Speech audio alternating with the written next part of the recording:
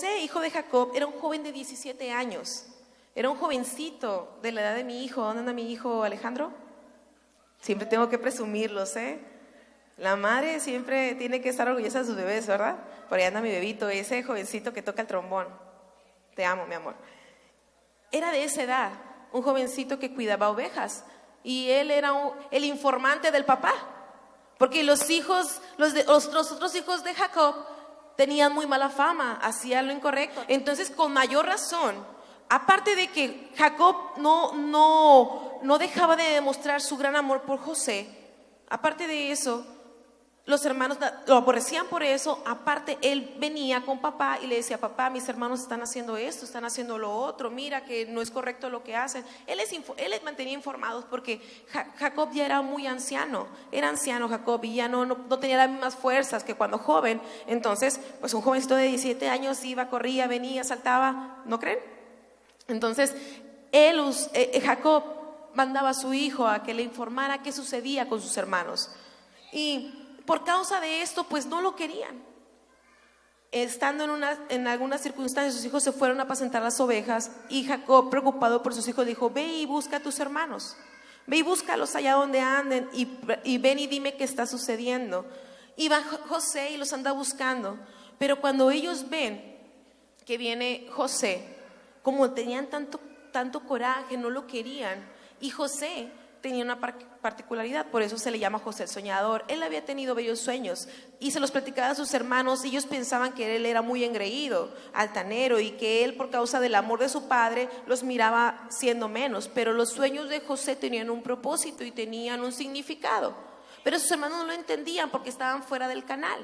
No podían entenderlo porque José era un joven conforme al corazón del Señor, era un jovencito que amaba a Dios. Entonces los hermanos no lo querían, y cuando lo miraban venir: ahí viene José, vamos a matarlo. Dice que se pusieron de acuerdo ellos y decían: vamos a matarlo porque mira quién es, él piensa que es más que nosotros, él piensa que es mayor que nosotros. Y no lo querían, y ellos se pusieron de acuerdo y decidieron matar. Pero uno de sus hermanos dijo: hey, deténganse, no podemos matar a nuestro hermano. Nuestro padre está de por medio, va a entristecer y morirá de tristeza. Aparte, ¿qué va a suceder? ¿Cómo nos vamos a manchar de sangre de nuestra propia familia? Entonces ellos decidieron vender a José. Les voy a parafrasear, voy a compartirles rápido esta historia porque es larga. Entonces, cuando iban pasando los ismaelitas, que ellos eran mercaderes, eran personas que vendían esclavos, y decidieron vender a José a los ismaelitas. Lo vendieron y después como le fueron y dijeron al padre que una bestia lo había comido. Él llega a Egipto como esclavo. Imagínense qué situación. El dolor de que tus hermanos no te amen, el dolor de ser vendido. ¿Se imaginan la angustia? ¿Se imaginan el dolor? Era un joven de 17 años. Es como si agarraran a tu hijo de 17 años y alguien se lo llevara, lo vendiera, y él fuera a otra ciudad, a otro país, a otro lugar, y no tuviera la forma de regresar, y fuera esclavo. Aparte, no tuviera libertad para decir: me voy, salgo, voy, hago lo que sea, vendo chicles y me regreso a mi patria. No, él estaba esclavizado. Él no tenía libertad. En esos momentos, imagínate tú, y no quiero que seamos simples con la escritura, quiero que pensemos un poco. Él, un joven, siendo muy amado por sus padres, teniendo una libertad, empezando a vivir, de pronto viene el dolor, viene la angustia a su vida. Viene la angustia a su vida. ¿Qué iba a suceder con él? ¿Tú crees que tal vez nosotros no podemos comprender lo que es un esclavo, porque hoy en la actualidad es poco común verlo? Amén. En realidad, si se mira para aquellos lados, en aquellos continentes, pero en nuestro tiempo es poco común verlo. Pero un esclavo no tenía poder sobre su vida. Era maltratado, era sobajado. No tenía él ningún poder de decidir qué hacer, si entrar, salir, ir y venir. No, era esclavo. Había sido vendido por unas monedas y él se había quedado solo, sin su padre, sin su tierra. Él había sido llevado a otro lugar. ¿Te imaginas el dolor de José? ¿Te imaginas? ¿Sabes qué? Yo cuando me llego a discutir con mis hermanos, o llegué a hacerlo ahora ya de adulta, me duele tanto mi corazón estar molesta con ellos. Ahora imagínate tú que tus hermanos no te amen, te aborrezcan y todavía se deshagan de ti. Entonces la vida de José se había tornado oscura. La vida de José se había tornado difícil, se había tornado mortificante. Él estaba mortificado, él había perdido el sueño, pero resulta ser que cuando los ismaelitas lo venden a Potifar. Potifar era el oficial del faraón, era un hombre de abolengo, era un hombre con una posición muy buena, y él miró, dice la escritura, quiero que me acompañes al versículo 39, del 1 al 9. Quiero leerte esta parte de la escritura. Llevado pues José a Egipto, Potifar, oficial del faraón, capitán de la guardia del varón egipcio, lo compró a los ismaelitas que lo habían llevado allá. Mas Jehová estaba con José. Amén. Y fue varón próspero y estaba en la casa del amo egipcio. Y vio su amo que Jehová estaba con él, y que todo lo que él hacía, Jehová lo hacía prosperar en su mano. Así halló gracia José en sus ojos, y le servía. Y le hizo mayordomo de su casa, y entregó en su poder todo lo que tenía. Y aconteció que desde cuando le dio el encargo de su casa y todo lo que tenía, Jehová bendijo la casa del egipcio a causa de José. Y la bendición de Jehová estaba sobre todo lo que tenía, así en casa como en el campo. Yo te voy a hacer una pregunta. ¿Cómo, siendo esclavo, podemos decir que era próspero? ¿Cómo, siendo José esclavo, la escritura dice que era próspero? Y son cosas que no pensamos, ¿verdad? Pero lo que él tenía una gracia especial que Dios le había dado. Una gracia especial, siempre de ser cabeza. Siempre de ser cabeza. Y dice que cuando Potifar lo mira, yo creo que Potifar vio varias cualidades en él. Habilidades, aparte de que era joven, fuerte. Porque cómo tienen fortaleza los jóvenes, ¿verdad? Entonces, no nada más miró eso, sino que Dios también puso gracia, una gracia especial en José, y la hizo ver a Potifar. De tal forma que cuando él entrega todo, empieza a ser prosperado. Y Potifar reconoció que Jehová estaba con José. Potifar siendo un incrédulo, un egipcio. Los egipcios eran adoradores de muchos dioses. Amén. Entonces él viene a encontrarse con Jehová por medio de José. Pero José seguía siendo esclavo. Dice la escritura que el esposo de Potifar miró a José y le gustó el niño. Dijo, ay, está jovencito, es muy guapo. Y tenía esa gracia especial, esa gracia que Dios puso sobre de él. Y ella miraba que era un buen partido, pero no era su esposo. Y en José se hallan dos cualidades muy especiales. Dos cualidades muy especiales. Porque cuando ella vino a tentarle, no vino a tentar, a querer seducirlo nada más. Ay, José, tú me gustas. No, esa mujer fue insistente. ¿Tú soportarías, varón? ¿Tú soportarías que una mujer ajena, hermosa? Porque esa mujer se dedicaba solamente a embellecerse para su señor. Esa mujer no hacía otra cosa más que estirar las manos. Ella tenía todo lo que necesitaba para embellecerse. Imagínate, las mejores cremas, los mejores perfumes, los mejores, en aquel tiempo lo que tú quieras era lo mejor para ella. Así que su piel era tersa, así que era bella ella, era muy bella. José, siendo un joven de 18 años tal vez, 17 dice la escritura que tenía cuando fue vendido. No sabemos la edad cuando llegó a Egipto o cuando fue vendido a Faraón, mas sin embargo era un jovencito. En realidad algo que caracteriza a los jóvenes es su belleza, su fuerza, ¿no es cierto? Y esta mujer lo miró. ¿Y tú, varón, soportarías que una mujer venga y haga eso?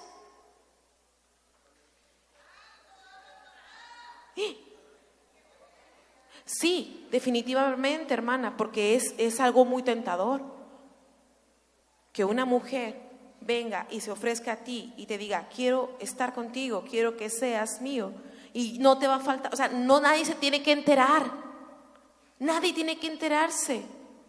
¿Por qué? Porque era el segundo, pero una sola cosa le había privado Potifar, y José lo sabía, era su esposa, porque todo lo demás él tenía poder y autoridad. Amén. Pero dice José, en la escritura dice así: aconteció después de esto que la mujer de su amo puso sus ojos en José y dijo, duerme conmigo. Y él no quiso, y dijo a la mujer de su amo, he aquí que mi señor no se preocupa de lo que hay en casa, y ha puesto en mi mano todo lo que tiene. No hay otro mayor que yo en esta casa, y ninguna cosa me ha reservado sino a ti, por cuanto tú eres su mujer. ¿Cómo pues haría yo este grande mal y pecaría contra Dios? Fíjate bien, sí se mortificaba por no fallarle a su amo, pero dice, ¿qué dijo? ¿Cómo yo le pecaría, haría este gran mal y pecaría contra quién? Contra Dios. Dos características que encontramos en José, el soñador, es santidad y fidelidad. Fidelidad. Y no nada más a Dios, sino a lo que le rodean, a los que confían, a que confiaba en él. Amén. Y quiero que no olvides estas dos cualidades, son muy importantes, son muy importantes. José no quiso fallarle a Dios ni a su amo, pues Potifar le había hecho su segundo en casa. Ponte a pensar, Potifar, siendo un incrédulo, reconoció que Dios estaba con él y lo prosperaba. José pudo haber pensado que ya había obtenido todo eso. José pudo haber pensado que en ese momento ya lo tenía todo, pero por causa de esta mujer él tuvo que salir huyendo. ¿Por qué? Porque esta mujer lo quiso obligar a estar con él, de tal forma que José termina en la cárcel. La mujer lo acusa con Potifar y le dice, ¿sabes qué? Él quiso abusar de mí. Y él se enciende en ira. Claro, es justo. Imagínate que venga tu esposa y te diga, ¿sabes qué? Él quiso abusar de mí. Vas a querer matar a aquel individuo. Pero José era inocente y fue a la cárcel. De ser esclavo, ahora fue ser un delincuente ante los ojos de todos, ¿verdad? Mas sin embargo, él también halló gracia, dice la escritura, en los ojos del carcelero. De tal forma que por causa de estar en la cárcel, que no es nada, no ha de ser nada agradable, porque las cárceles de aquel tiempo serían como las de hoy. No, dice que el guardia de la cárcel le entregó todo a José también, igual que Potifar, y confió en él.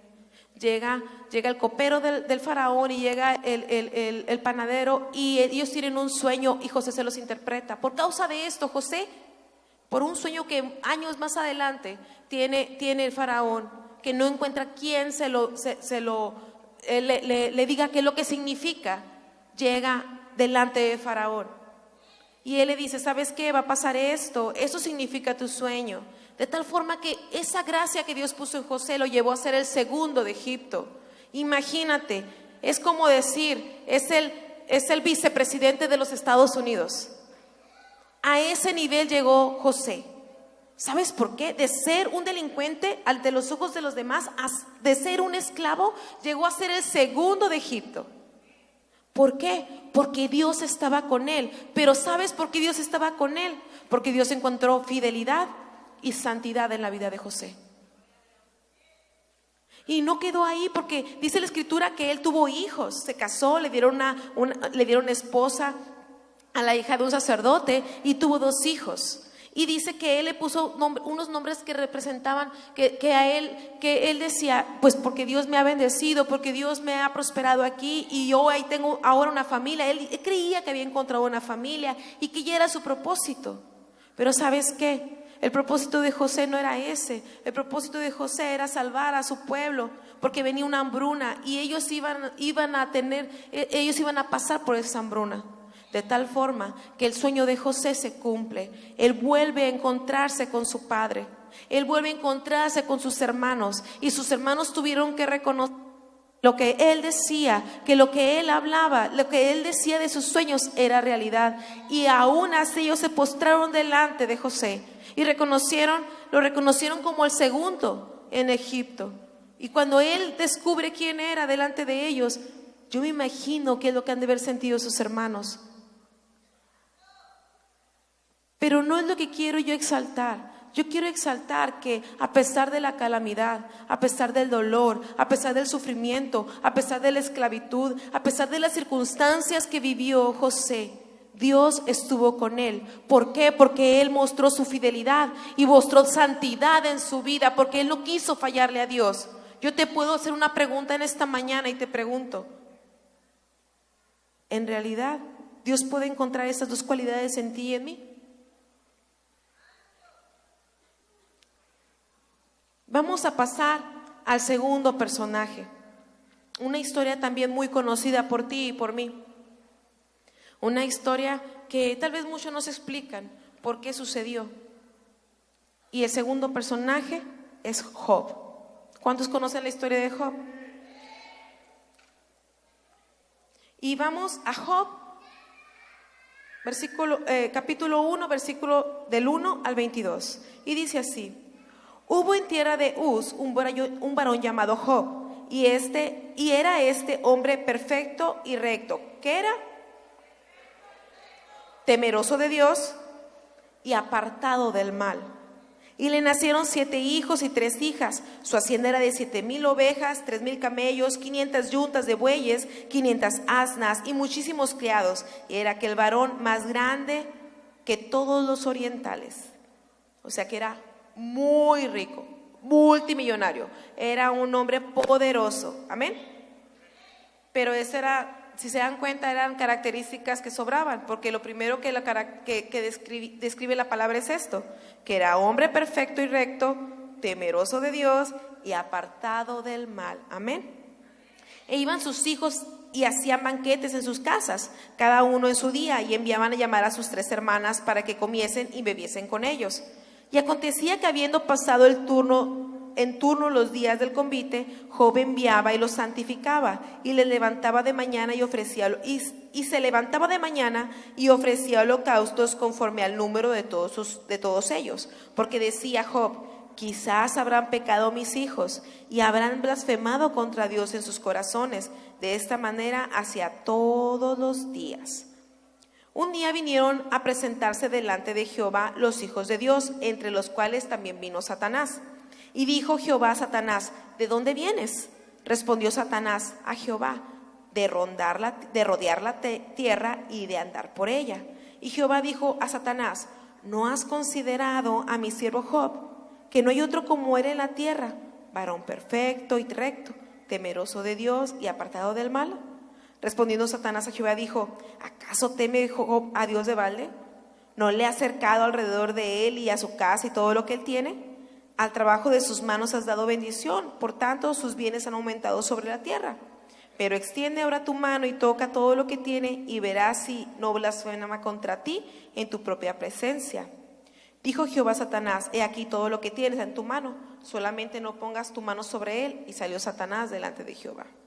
Después de esto dice la palabra que vinieron muchos males. Job perdió toda su riqueza, sus empleados, y perdió hasta sus hijos. Perdió todo. Un día íbamos platicando, mi tía y yo la llevaba a su casa y venimos platicando de este personaje y veníamos diciendo: no, que qué dolor, que qué tristeza, ¿te imaginas? Ay, pues, y le digo: ¿en verdad nosotros soportaríamos esto? En verdad tú y yo soportaríamos esto, porque déjame compartirte esta parte. Y un día aconteció que sus hijos e hijas comían y bebían en casa de su hermano, el primogénito. Y vino un mensajero a Job y le dijo: estaban arando los bueyes y las asnas paciendo cerca de ellos. Y acometieron los sabeos y los tomaron a los criados a filo de espada. Solamente escapé yo para darte la noticia. Aún estaba hablando cuando vino otro que dijo: fuego de Dios cayó del cielo que quemó las ovejas y los pastores y los consumió. Solamente escapé yo para darle la noticia. Todavía estaba hablando y vino otro que dijo: los caldeos hicieron 3 escuadrones y arremetieron contra los camellos y se los llevaron y mataron a los criados a filo de espada, y solamente escapé yo para darte la noticia. Entre tanto que hablaba, vino otro que dijo: tus hijos y tus hijas estaban comiendo y bebiendo vino en casa de su hermano el primogénito, y un gran viento vino del lado del desierto y azotó las 4 esquinas de la casa, la cual cayó sobre ellos, sobre los jóvenes, y murieron, y solamente escapé yo para darte la noticia. Entonces Job se levantó y rasgó su manto y rasuró su cabeza y se postró en tierra y adoró. En esto no pecó Job, ni atribuyó a Dios despropósito alguno, pero dice que adoró. Se postró en tierra y adoró.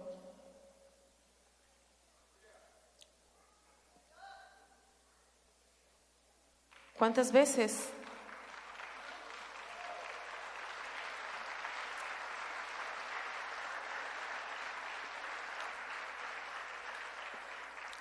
ponte a pensar? Viene, por decir, una de mis empleadas y Yajaira se quemó la pollería. Viene un vecino y me dice: Yajaira, se quemó tu casa. Todavía estoy yo recibiendo la noticia de que se quemó mi casa, y viene y me dice: Yajaira, murieron tus hijos en un accidente. Y ese día que íbamos platicando mi tía y yo, le decía: ¿en verdad podríamos hacer lo que hizo Job? Yo quiero que pienses esto. ¿Tú soportarías esto? ¿Adorarías a Dios? ¿Tú adorarías a Dios después de esto? Siendo un hombre o una mujer recta, temerosa de Dios y apartada del mal. Yo quiero que pienses bien en esto. ¿Sería fácil para Job?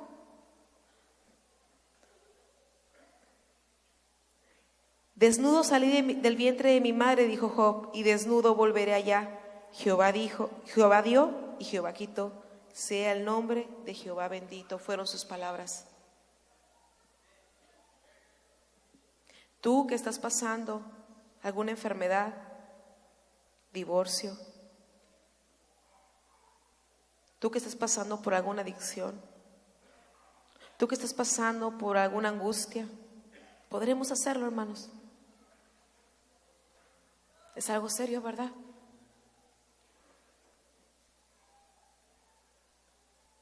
¿Podrá Dios decir de nosotros lo que dijo de Job?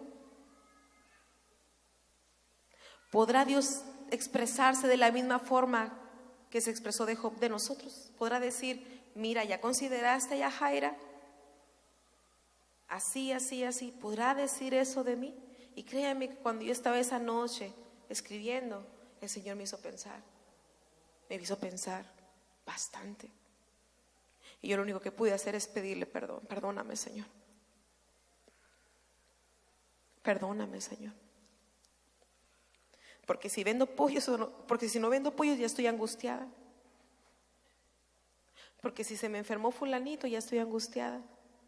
Y es válido, ¿no es cierto? Es válido angustiarse. Estamos enfrentando una vida difícil, complicada, porque el mundo está complicado, está fuera de lugar, está en caos. Hay situaciones que no podemos controlar.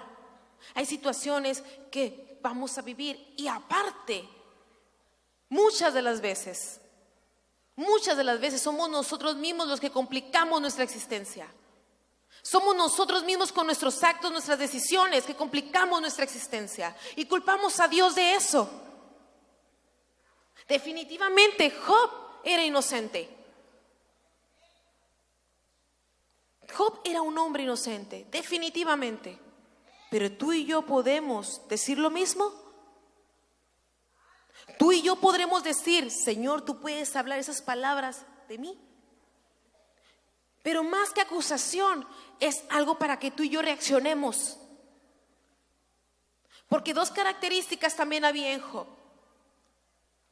integridad y comunión.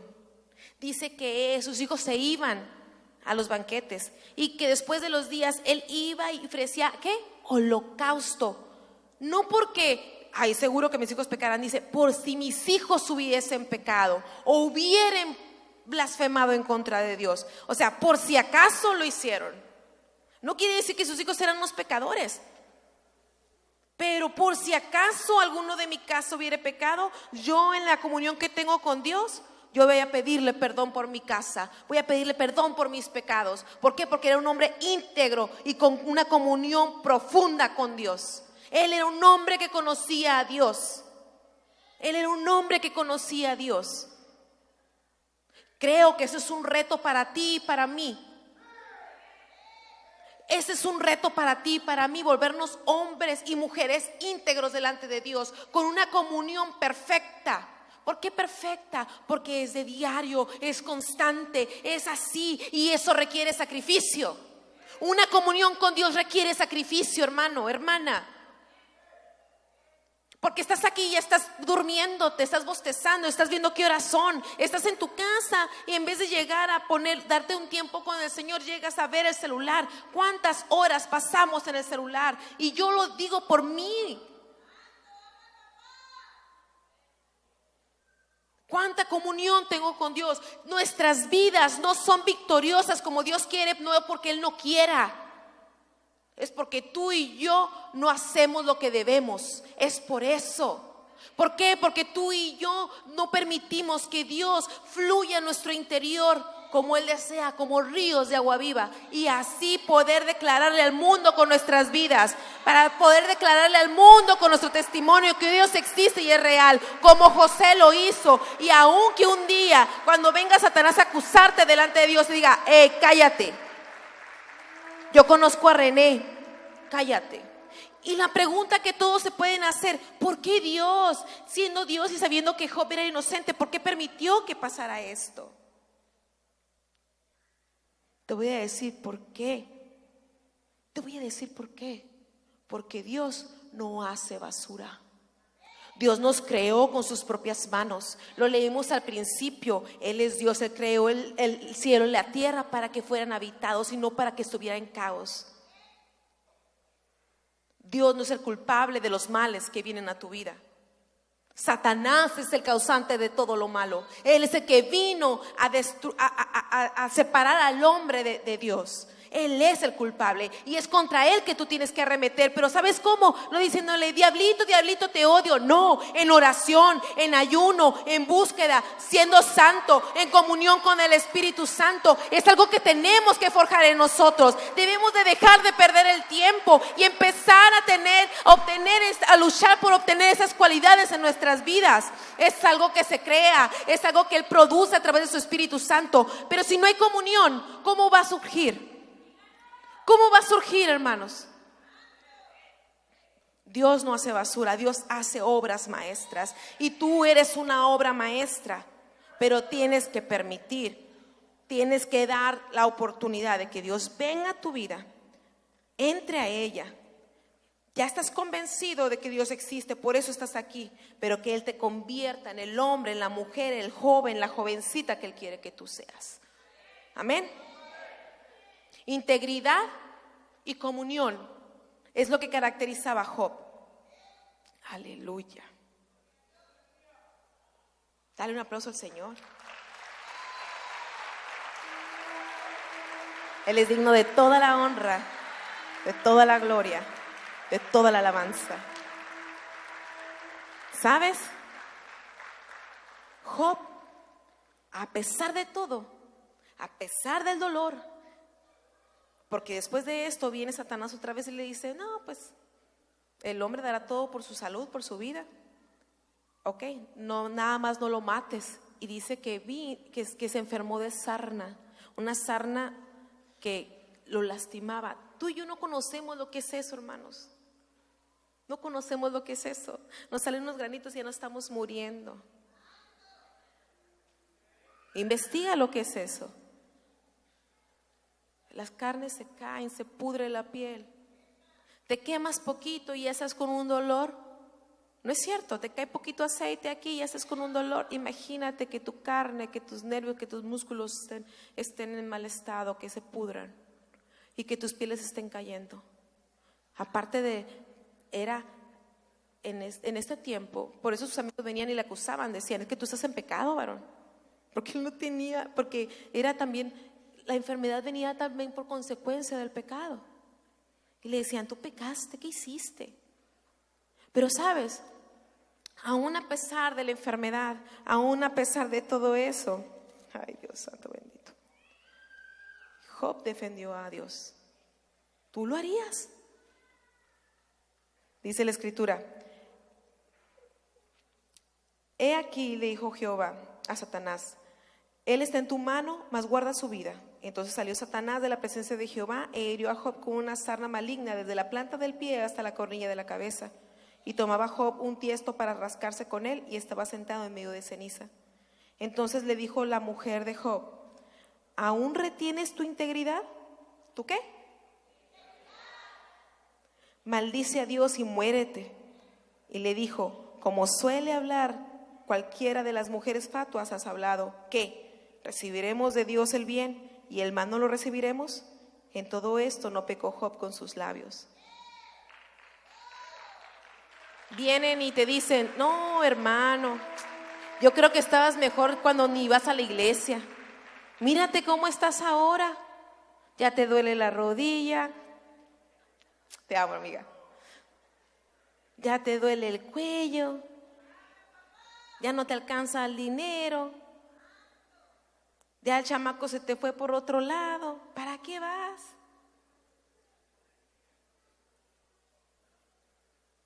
¿En serio? Allá afuera soportabas cosas peores. Yo vengo de un divorcio. El padre de mis hijos me golpeaba. No me golpeaba solamente, me masacraba embarazada. Amén. Soporté la muerte de mi primer hijo.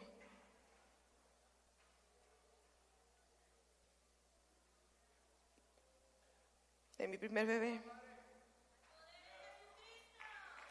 De niñas, tuve una infancia hermosa, pero con sus dificultades. Soporté esas cosas. De Dios no podré soportar lo que la misma vida me trae.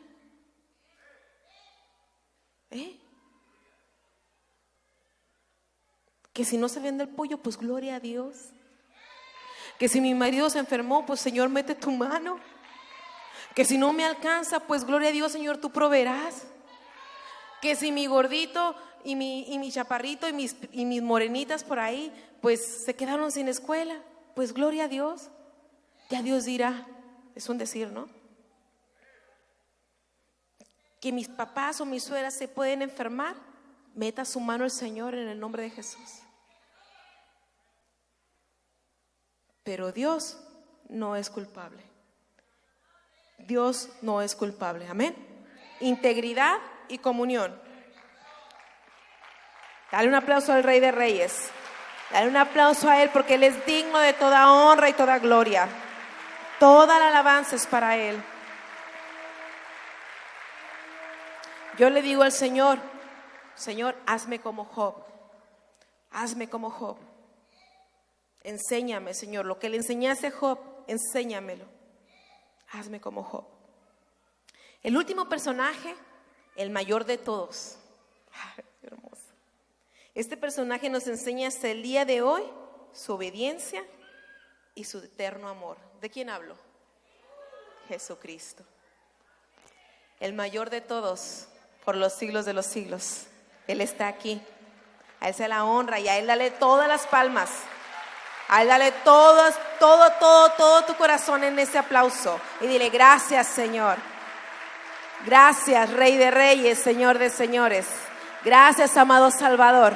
Gracias. Tú eres digno de toda la honra y la gloria, Padre eterno, porque solo tú, Señor, solo tú lo mereces.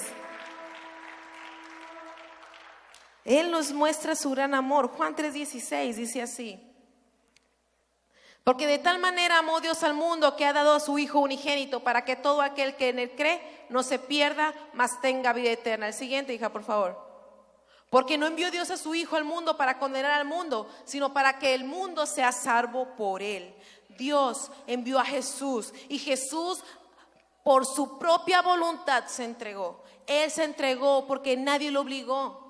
Él estaba en el huerto de Getsemaní y dice que fueron a orar y que él se adelantó un poco y él estaba orando de tal forma que él oraba al Padre y dice: Señor, si es posible que yo no pase por esto, adelante, pero que se haga tu voluntad, que se haga tu voluntad. Y en esas palabras estaba su obediencia, pero también estaba su amor, porque él estaba luchando, porque él era un hombre.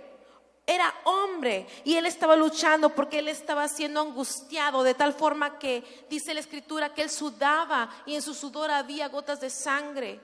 Ya nos han explicado muchas veces por qué sucede esto. Mas sin embargo era tanta su angustia que él dijo: Señor, si me puedes librar de esto, adelante. Pero ¿sabes qué?